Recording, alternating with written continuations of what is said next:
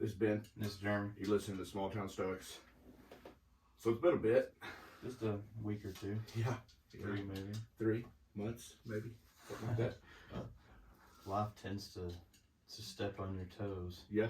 That's definitely what happened. So, but while we were absent, a lot of things have gone on in the sports world.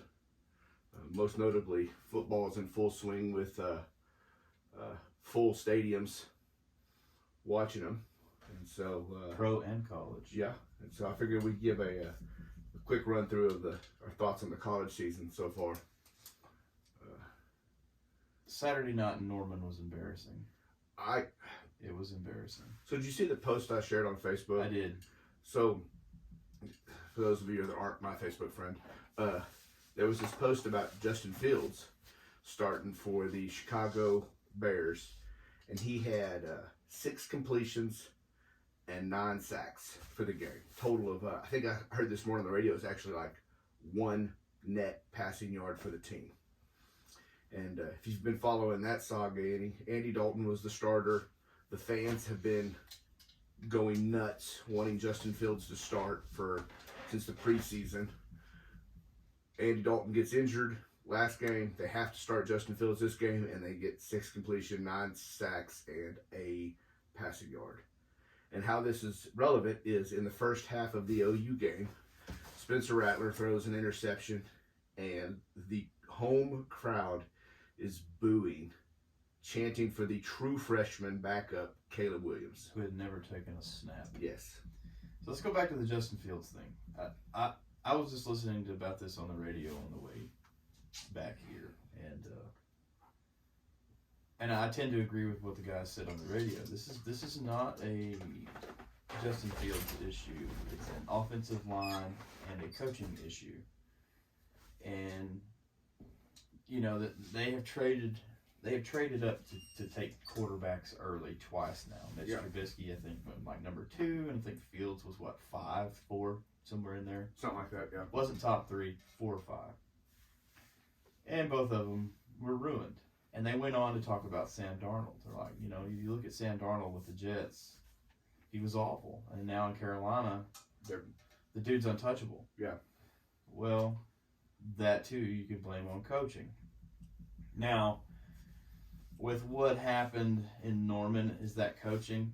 Could be the play calling. But, Oklahoma fans are spoiled. Yeah. We had 2 Heisman winners and a Heisman runner-up in, the last 3 quarterbacks. Mm-hmm.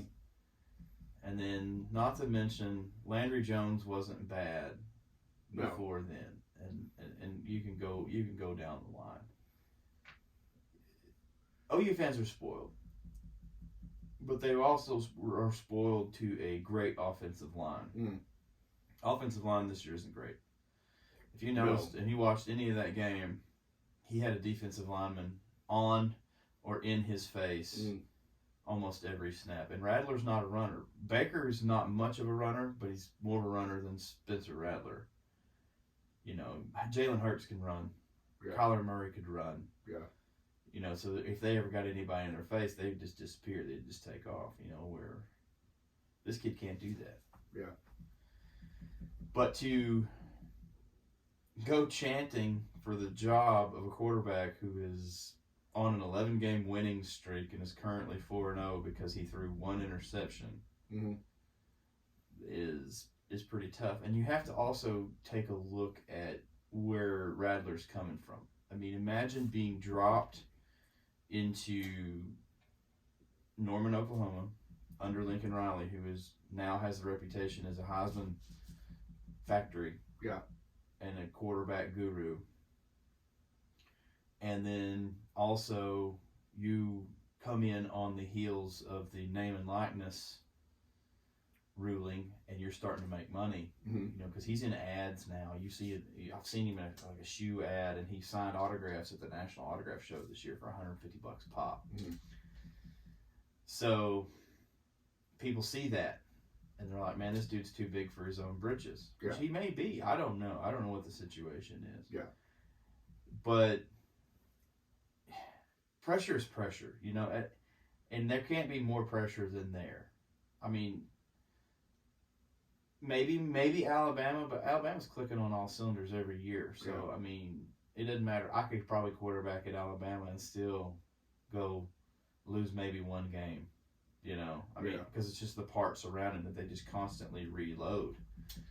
But you would think the same thing with Oklahoma now. But I don't know. I don't want to blame Lincoln Riley, and I don't want to blame Radler yet because, A, they're undefeated still. Yeah. But the 3 of those games they should have lost. Or at least 2 of them. The Tulane game and West Virginia they should have lost. Mm. And they damn near gave Nebraska away. Talk about the offensive line. They had 2 linemen go in the draft last year, and one of them was like the center they'd had for 4 years. Yeah, Creed Humphrey. Yeah. He's a chief now. Yeah, he's a starting center for an NFL team. Yeah, and a Super Bowl contending NFL team. The stat I didn't know, they only have 2 scholarship running backs. Well, yeah, 2 of them got kicked off the team for being thugs. Yep. And then one transferred, and one got drafted. Yep. And so they only have 2 recruited running backs, and the 2 they have, one opted out last year, didn't play at all. Yeah. And then the other one's a transfer from Tennessee. It's not even a guy they recruited. Yeah, it was Kennedy Brooks is the one that set out. Everybody talks, and I'm me, I'm a huge Baker Mayfield fan, but everybody talks about how great Baker was and how Kyler Murray and Jalen Hurts were, but then they forget that they had 1 or 2 NFL quality running backs in the backfield, and they were running for 1,000-yard seasons and multiple touchdowns, and they could alleviate that pressure and on not the quarterback. to mention a gold star offensive line in front of them. And so, but they don't have that this year. I mean, both running backs we have are really good, but we only have 2, and they're kind of the same back. They do the same stuff, and so I think last year it started slow with Rattler. It took they benched him for a series at Texas Tech. Yeah, to get him going, kind of wake him up, and I think that towards the end of the year you'll start seeing a little bit. We're talking about a guy that the NFL draft guys are still saying is probably a first round pick in next year's draft. No, sure. And they're wanting to bench him for a true freshman. Well, that's the thing about Oklahoma fans, and the only way you could probably equate them to anybody would be peak Notre Dame fans. Yeah. Win now, and I hate I'm a Sooner fan. I'm wearing a Tennessee hat, but I'm a Sooner fan. But I was just embarrassed. I'm like, man. And then, did you see Holly Rowe at the end? When she waddled, she walked out there and she says, well, how did you handle all the booing? Mm-hmm. How do you think he handled all the booing? He's a 20-year-old kid. Yeah. Getting booed in his home stadium. Yeah.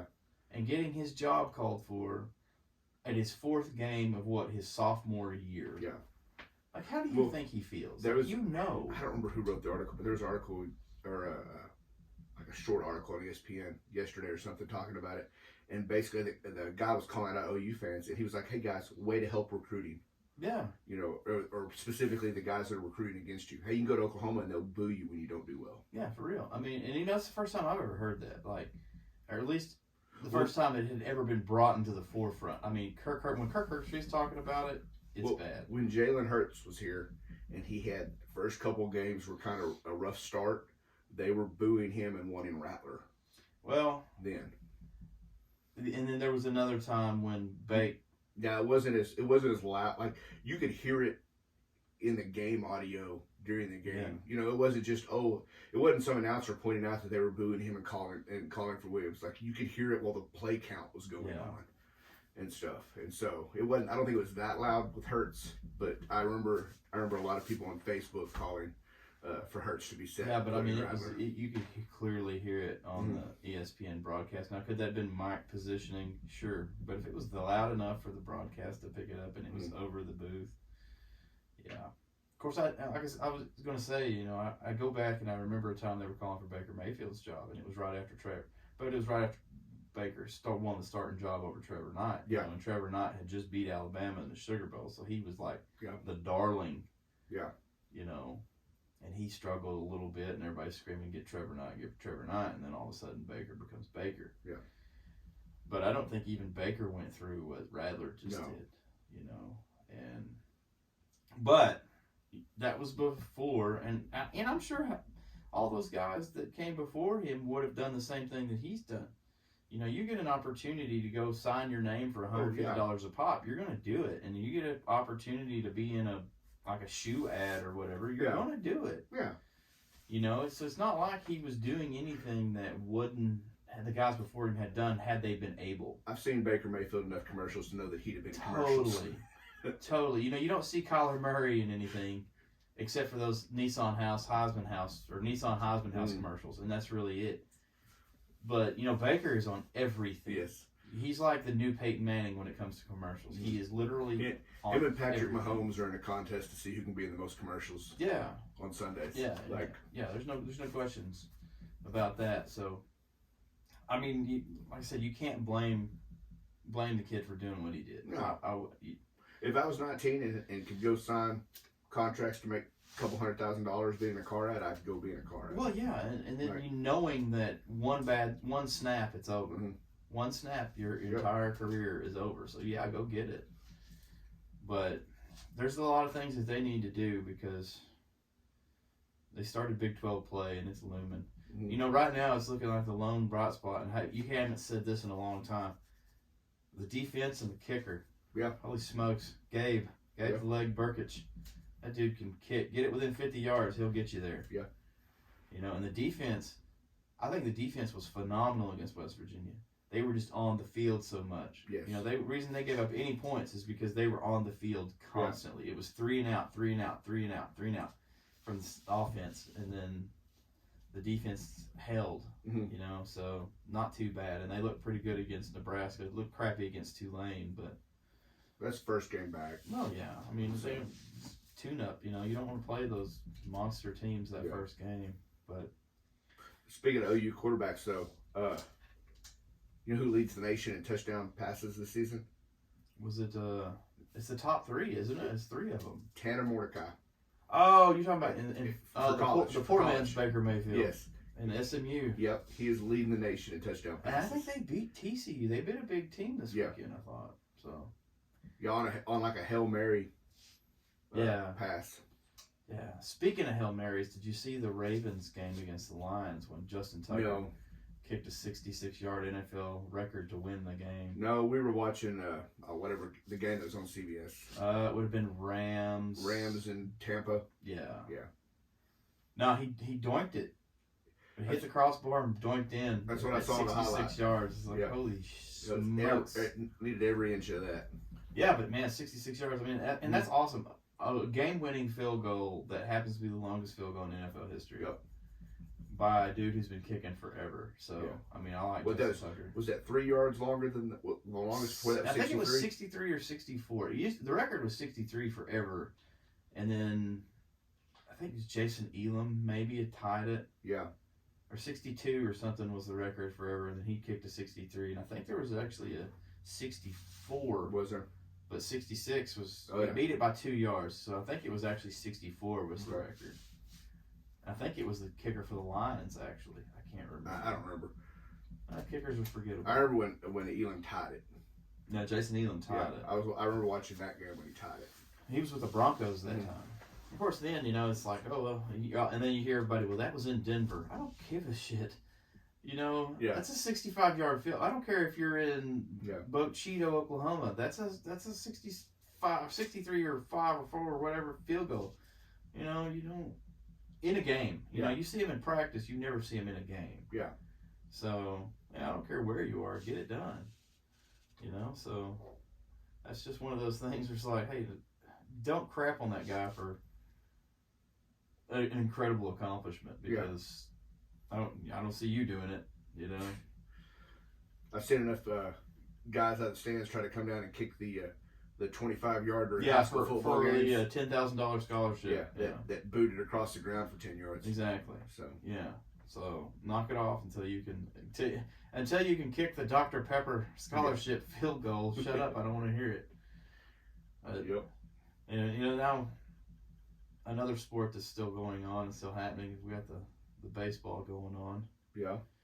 We're in the heart of the pennant chases. There's several divisions that have already been locked up. Every team's eliminated except one, but man, that American League East last night. It's pretty close. The Blue Jays and Yankees and the Red Sox are all vying for that last wild card spot. So that should be interesting. I think there's 6 games left.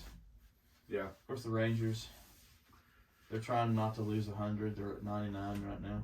How many games they got left? 6. Yeah, they'll hit 100. Yeah, I don't feel good. I have no faith they'll go on a 6-game winning streak. Yeah, but you know what? They're not the worst team in the league. I mean, there's No. There's 2 teams worse than them. That's Baltimore and Arizona Diamondbacks. So Yeah. you So know, at least not the worst. for the we're third. we're bottom 3, but hey, Well, I saw the new drama this morning. Otani, yeah, they were talking to him about it as the season wind down and stuff, about his future plans and stuff.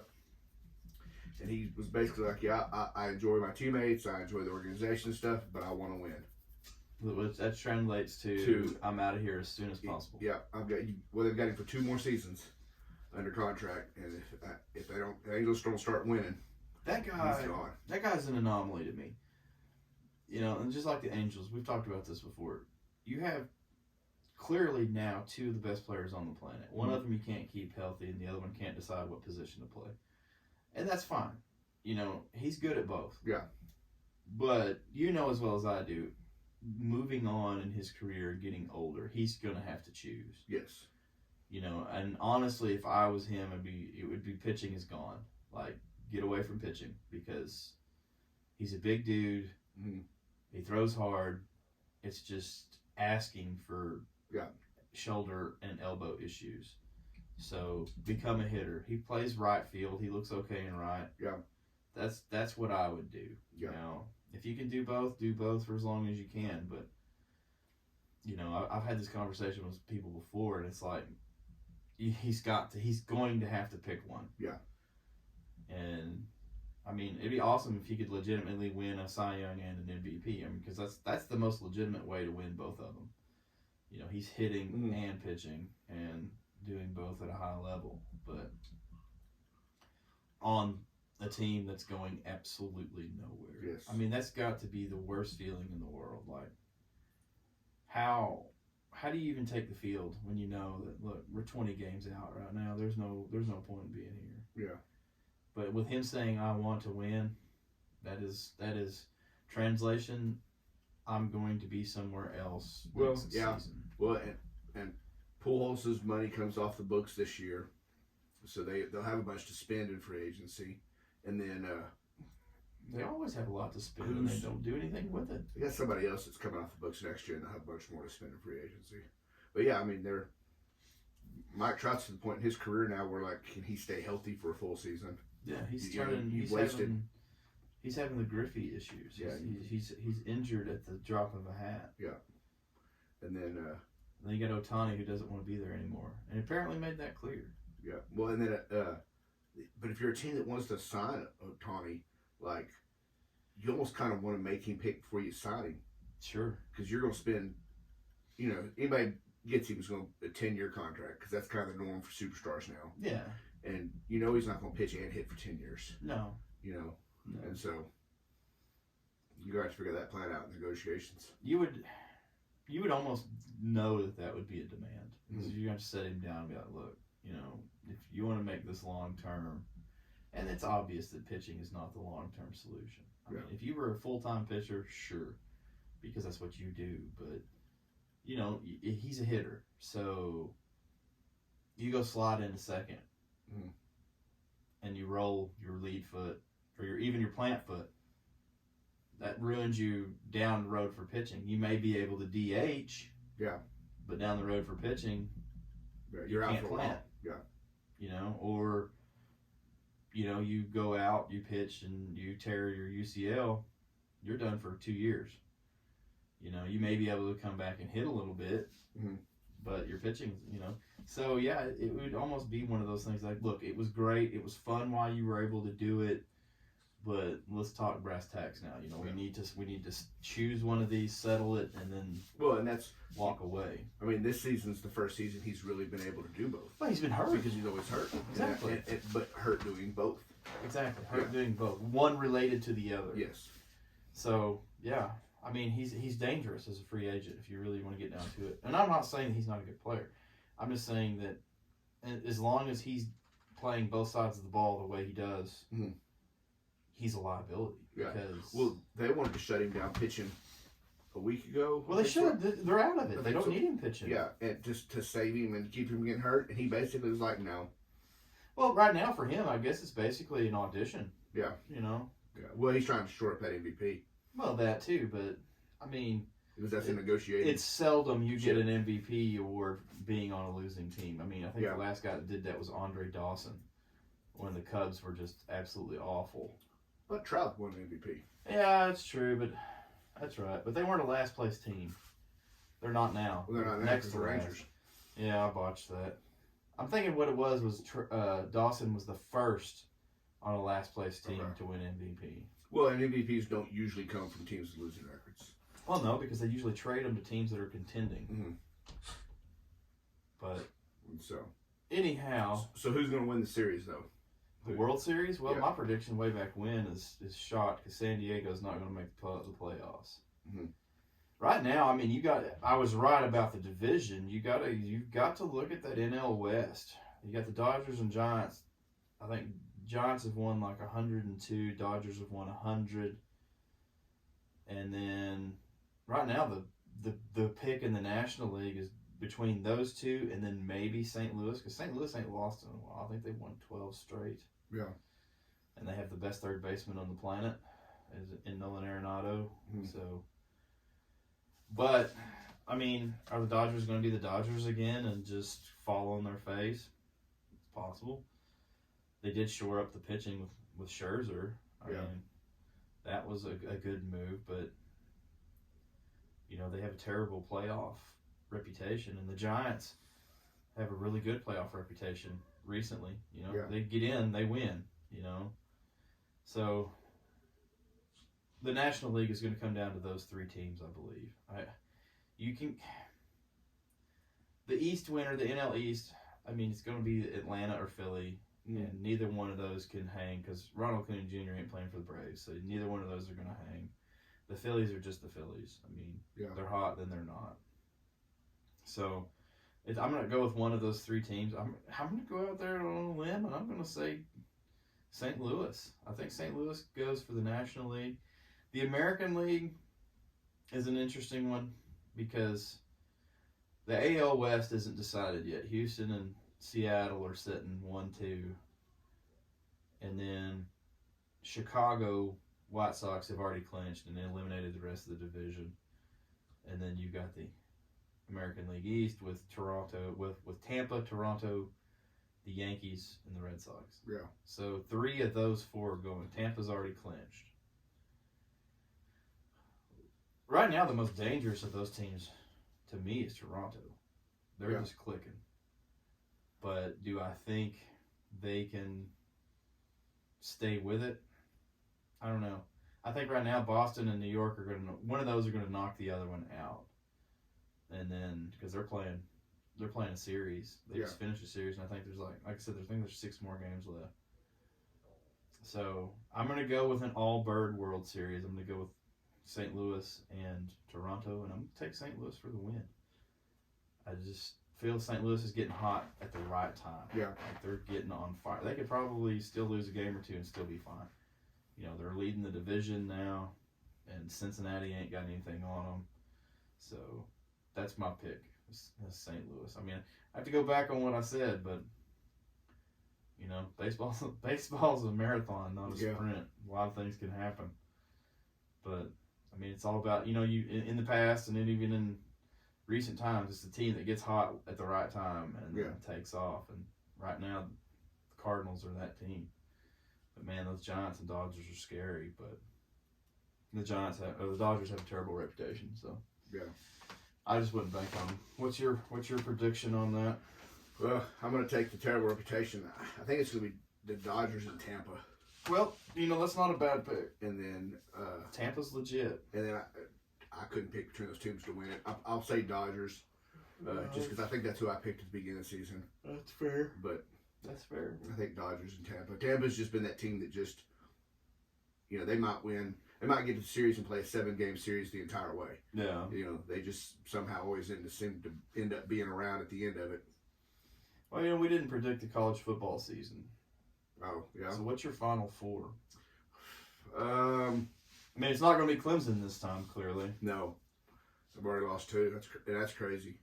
I'm going to go Alabama, Georgia.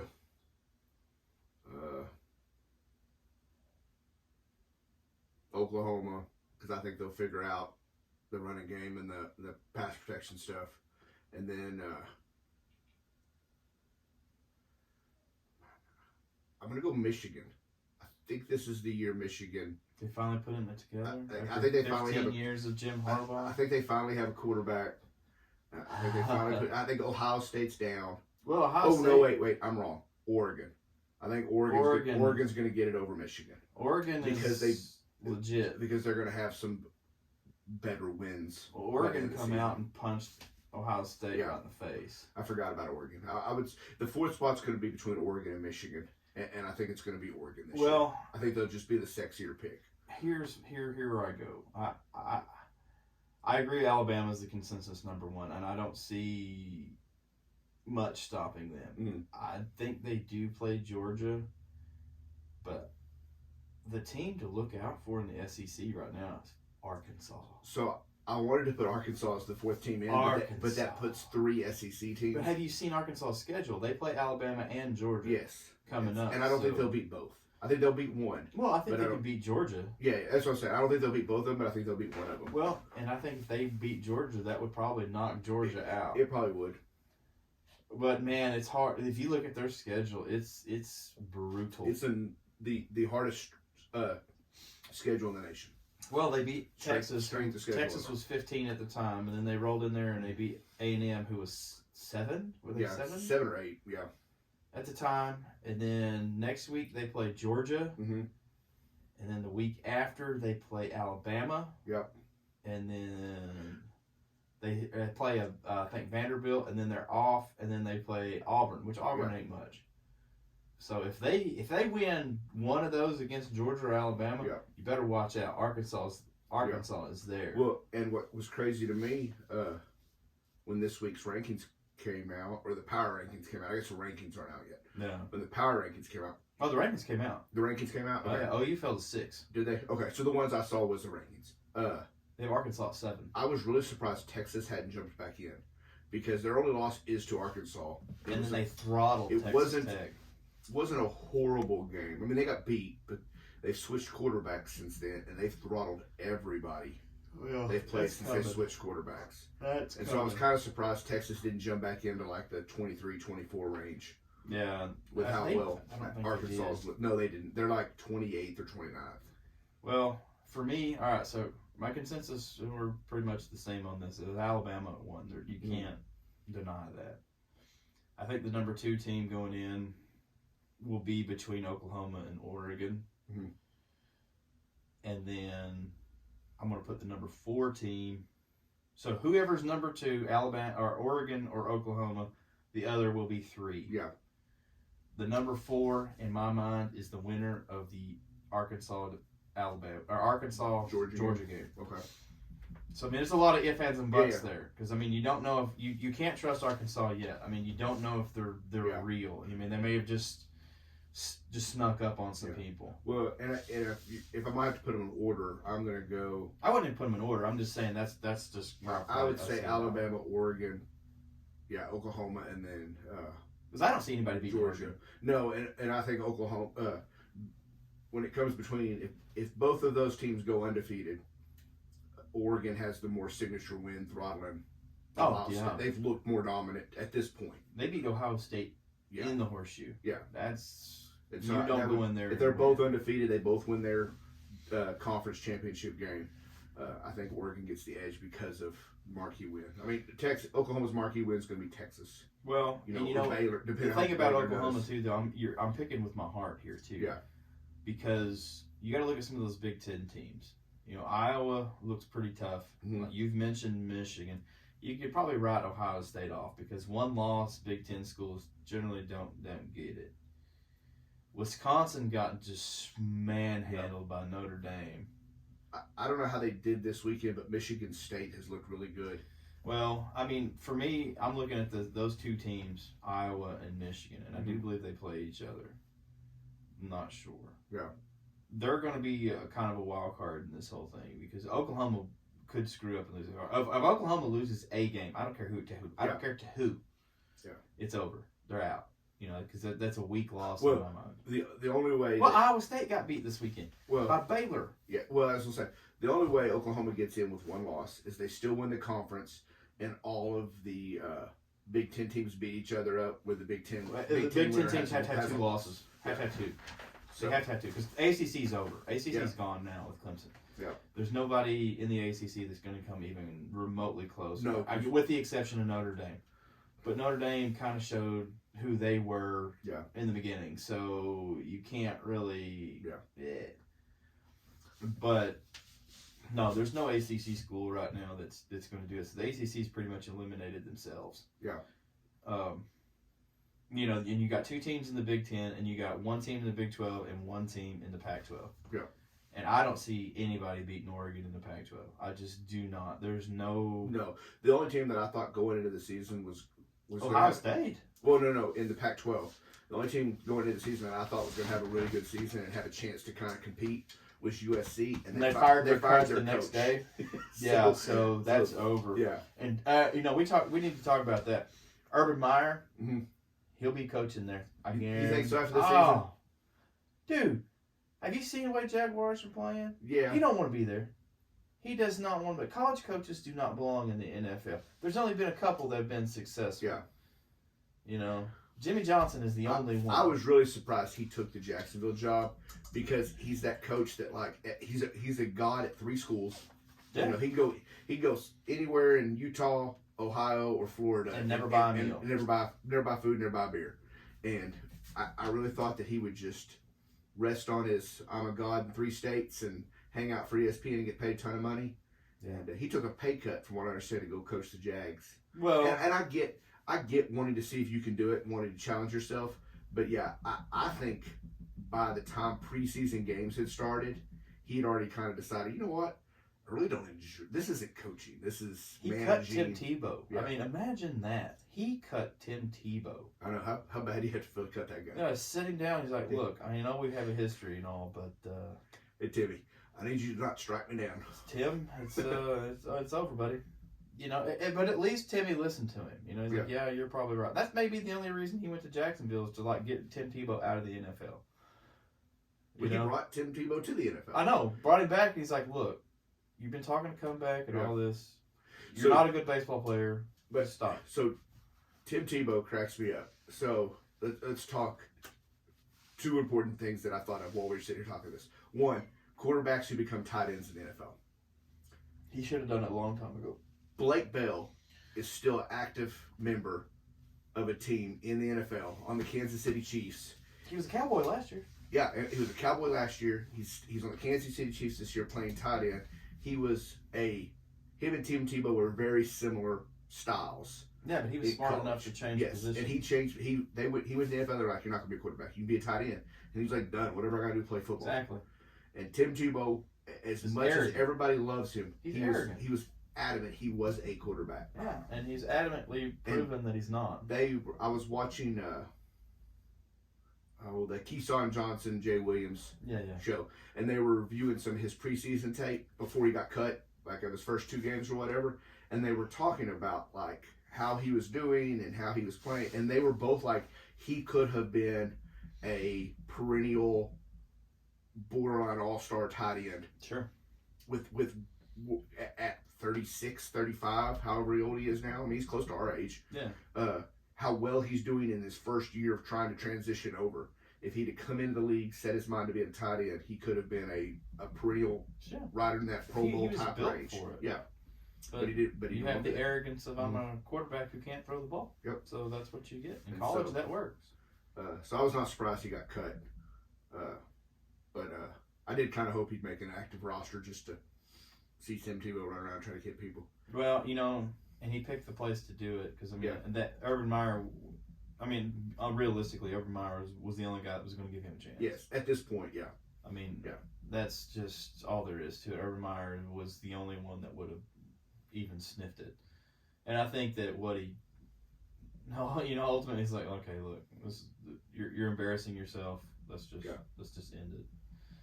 Well, and they're already talking about Trevor Lawrence, maybe just not getting it and stuff. And so I think, he's a rookie quarterback and he's playing for the Jacksonville. Well, and he's playing for a rookie head coach too, Yeah. because there's a learning curve there. Nick Saban tried it. Nick Saban is one of the most brilliant football minds you'll ever see. Could not pull it off in the NFL. Steve Spurrier was the same way. Well, it's a different. Being a head coach of an NFL team is much different than being a college coach. Very much. Like you're coaching in college, you're recruiting and you're coaching. And in the NFL, you're more like just a manager. There's some coaches that they do all the play calling, they do the game installation stuff, but for the most part, the coordinators do all the play calling and all that stuff. And the head coach is just kind of the manager head figure. And some guys are good at that, and some guys aren't. Well, also it's those guys handling people. Handling a college kid is different than handling the personality of even like a 28-year-old safety. That's an adult. Yeah. Because in college you get them from age 18 to 21. Yeah. If you're lucky, if you get them that long. You don't get adults. Mm-hmm. So how things work differently for college kids. They hear things differently, and I think guys like Bob Stoops always realized that. He knew he could never be a coach. And you have a lot more control of them. They live on campus. They eat campus food. Exactly. Exactly. The only guy that ever NFL to college success story was Jimmy Johnson. I can't think of anybody else. You can throw Barry Switzer in there, but that was Jimmy Johnson's team. Yeah. I can't think of any of them. I can't think of one. Even. I'm really interested to see what Kingsbury does this year. Well, Kingsbury. He's I'm not saying he's the next Jimmy Johnson, but he's having success. Yeah, he's having success. And so I'm curious to see where that success goes. Are you a perennial 10-6 first round out? Or do you make a championship game, make a Super Bowl? Yeah, but let's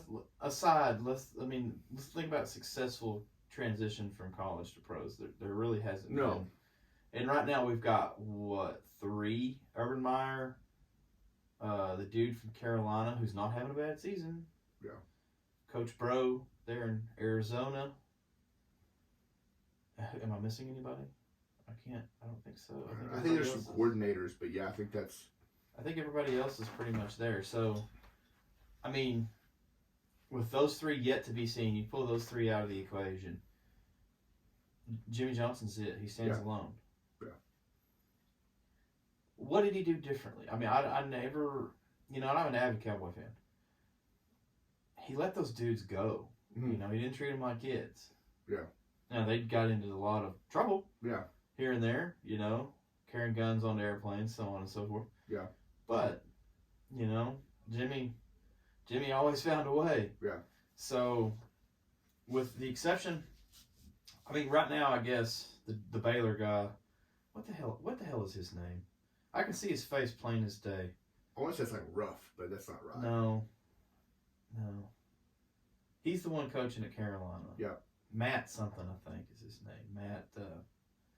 Anyway, then Cliff Kingsbury, who was in a shocking shock to me. He just fell up. He got fired from Texas Tech, and it's like, oh yeah, well come try the NFL out. You couldn't make it in the Big 12. He got fired from Tech, and then he took the offensive coordinator job at USC, and he was there like a month. Yeah. And they hired him to be here at Arizona as head coach. Yeah, he just continually fell up. Yeah.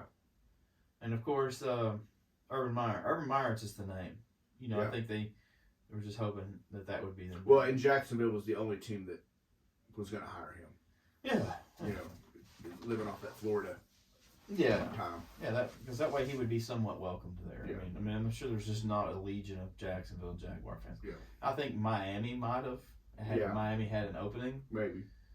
But, there's no legion of Jaguar fans, Yeah. but you get some homers in there, it's probably okay. I mean, it's like when Barry Switzer went to Dallas, it wasn't such a big deal because Yeah. right up the road he was pretty successful. So, Yeah. but I don't know. It's an interesting thing, but I just don't see.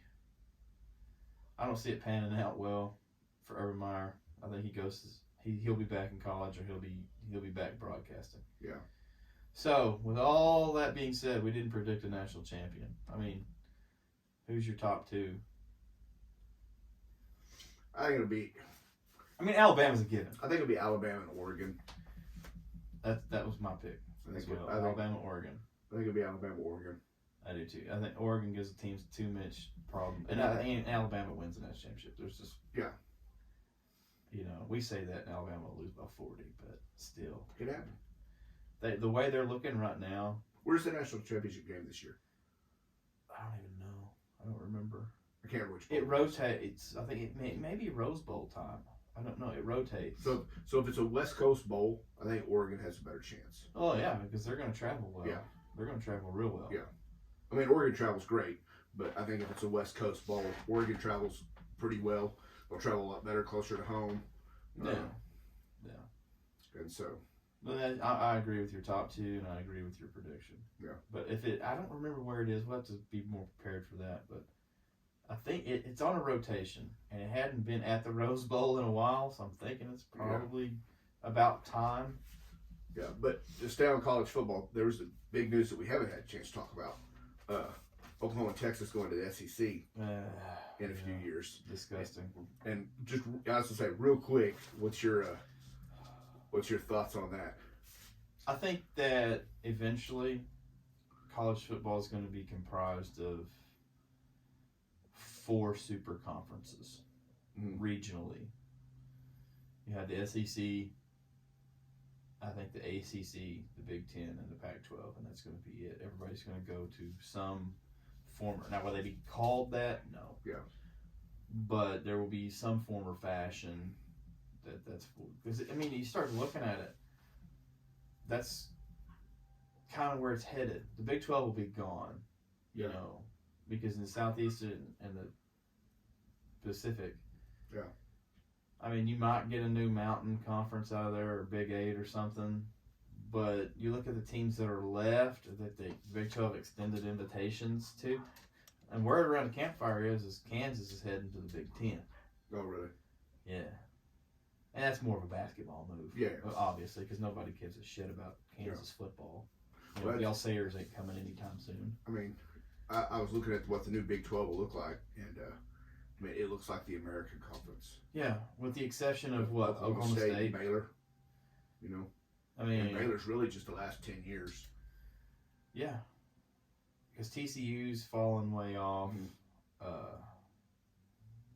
Then they added Houston, Cincinnati, and UCF, which UCF was just a one-hit wonder, basically. They had that one great season. Yeah, you're right. It's a big, which is good for Oklahoma State fans. They're going to be a conference champion probably for a while. Yeah. But what bothers me in the whole OU Texas thing is I don't mind losing the Big 12, because the Big 12 always gets kind of stepped on because there's no competition. It's Oklahoma or Texas, and then you occasionally get a Kansas State, or you occasionally get an Iowa State, or somebody like. Because if you look at the last, all the Big 12 championships, Oklahoma's won them all except for 5. Yeah. So there's really been no competition. So that would be a good thing for Oklahoma is to step up and be like, look, we can roll with these people. Yeah.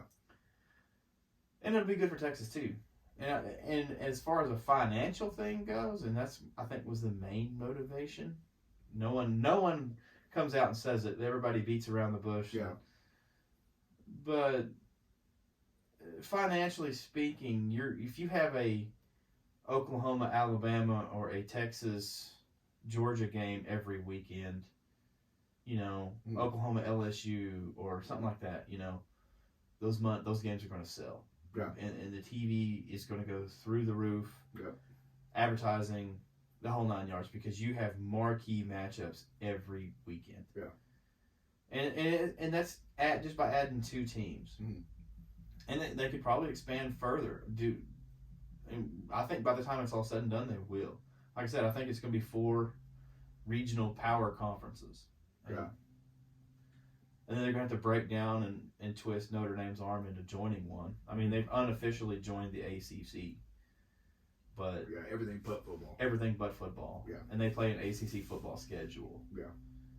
So, yeah, I mean, I don't like it because I like the central teams, but I'm going to like it because we still got OU-Texas rivalry, and then we get Texas A&M back. Yeah. You know, we hadn't seen that in a while. I would love to get Nebraska OU going every year. Yeah. You know, those were rivalries you grew up with, you know. So, I don't know. That may never happen again, but at least they're kind of trying to keep it somewhat together. Yeah. But it's good and bad. I think it's good for OU for the competition, because if you can go out and you can win the SEC, you know, there's no question that you got credibility. Now, there's never going to be a what if scenario because you went out and you punched teams in the mouth that you had to punch in the mouth, you know. But it could also go the other way. I mean, you go out and you beat an Alabama, you ride that high, and next thing you know, Vanderbilt's got you down by 20. Yeah.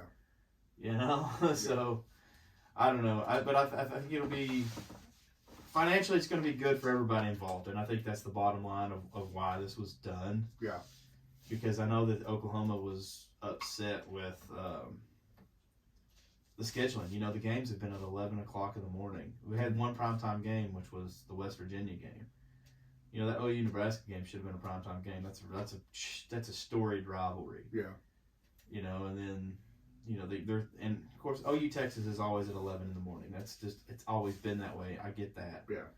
But, you know, they're not getting the primetime games. Yeah, even Bedlam's at 11 o'clock game. Yeah. So, I mean, there's that. Yeah.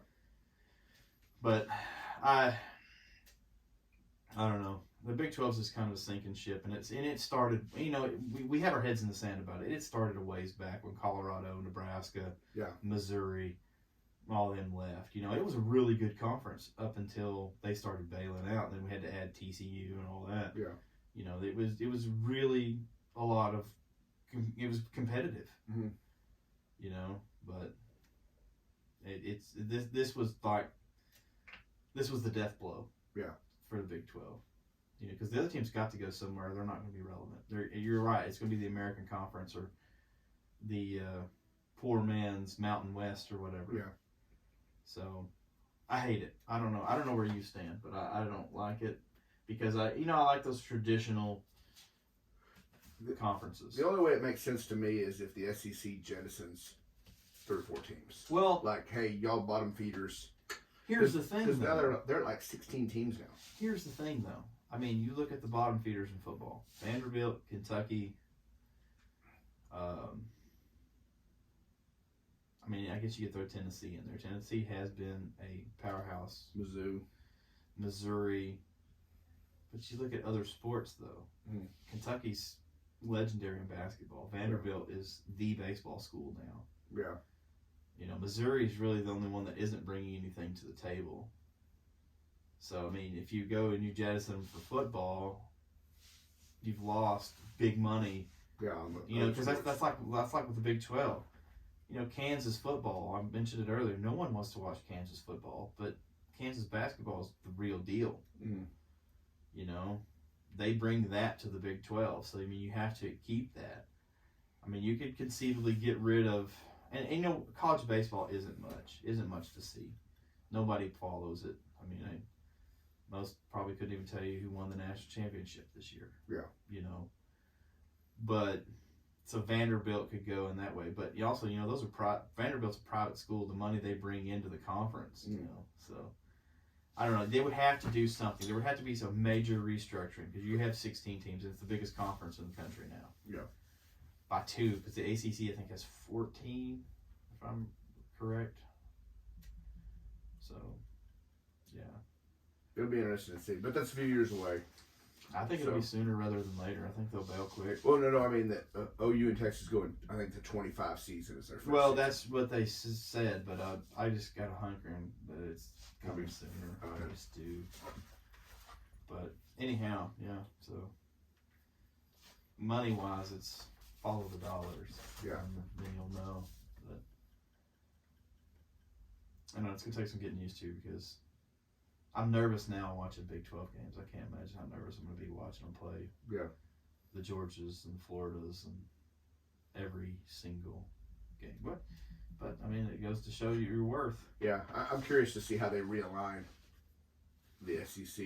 You know, bringing in Texas and Oklahoma that are two eastern side. Yeah, see how they redraw the. They'll have to realign it. Yeah. You know, that'll be in a question. Just as long as they don't put Oklahoma and Alabama in the same division, Mm-hmm. that way they could meet the conference championship and play every other year, maybe. Yeah. Because you want to give those teams a chance, but yeah, it'd sure be nice to see them play every year too, though. I mean, I don't know, and it can't do anything but help recruiting. No. Yeah. You go to those games and you hear people chanting SEC. It's not about the school; it's about the conference. Yeah. So I don't know. It's gonna take some getting used to. I will never stand up and chant SEC though. So it's just not going to happen. Yeah. I'd be like standing up right now, Big 12, Big 12. Man, that's not gonna do it. Yeah. So okay. All right. Well, thanks for listening. This has been the sports update. Yeah. I mean, I know we're way behind, so Yeah. just I know we missed a lot too, but watch ESPN. you get what you get. Yeah. About half what we're regurgitating is ESPN anyways. They're professionals. All right. Thanks for listening. Later.